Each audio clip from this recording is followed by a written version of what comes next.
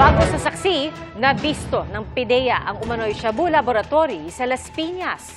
5 ang arestado, kabilang ang 3 Tsino. Saksi, si John Consulta, exclusive. Pagkatanggap ng senyas, sinalakay ng Philippine Drug Enforcement Agency o PIDEA ang target na bahay sa isang exclusive subdivision sa Las Piñas.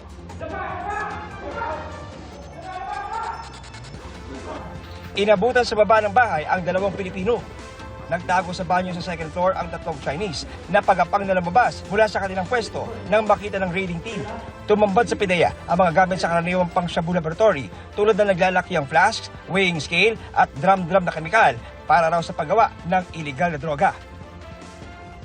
Ongoing ngayon mga kapuso itong inventaryo na sinasagawa ng mga tauhan ng Philippine Drug Enforcement Agency dito nga sa bahay na to sa Las Piñas sa kanilang raid kanina lamang, habang nandito naman ang mga naarestong suspect kabilang ang 3 Chinese nationals.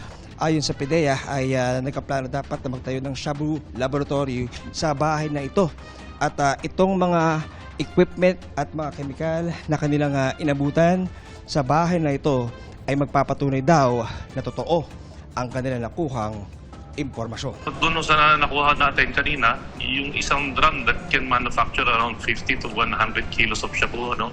So, napakarami yung nakuha. Isipin nyo na lang po kung sakali natuloy ko yan, yung pag-manufacture niyan, ilang buhay yung masisira po niyan. Ayon sa PIDEA, tagaluto ng shabu ng grupong nag-ooperate dito sa Pilipinas ang isang inarestong Chinese national. Matagal na raw siyang pinaghahanap ng mga otoridad dahil sakot umano sa drug trafficking. Just like what our Director General said earlier, the war against drugs would be relentless, and we are also trying to prevent the entry of dangerous drugs not only in the Philippines but also the manufacture of dangerous drugs in the Philippines. Ang ilang naaresto, itinanggi na panggawa ng iligal na droga ang mga gamit. The chemical, is this for drugs? For making shabu? No. Maharap sa reklamang paglabag sa Section 8 ng Dangerous Drugs Act ang mga naarestong Chinese at Pilipino. Para sa GMA Integrated News, John Consulta, ang inyong saksi.